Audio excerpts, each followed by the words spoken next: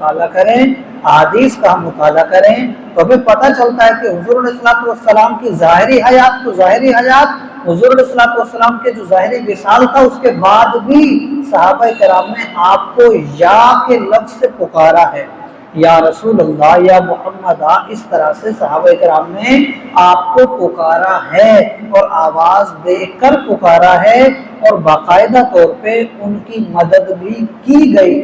یہ ہمیں تاریخ ملتی ہے، صحابہ کا ہمیں کردار ملتا ہے، صحابہ کرام کی سیرت، آپ کی زندگیوں سے ہمیں یہ چیزیں ملتی ہیں۔ اسی طرح سے اولیاء اعظام کی بھی بے شمار ہمیں واقعات اور مثالیں ملتی ہیں۔ تو یہ چیز اور کفار کی چیز برابر نہیں ہو سکتی، ہمیں اس چیز کا خیال رکھنا چاہیے۔ اللہ تعالیٰ سے دعا ہے اللہ تعالیٰ ہمیں قرآن کریم کی تعلیمات کے مطابق اپنے عقائد کی حفاظت کی توفیق عطا فرمائے۔ وما علینا الا البلاغ المبین۔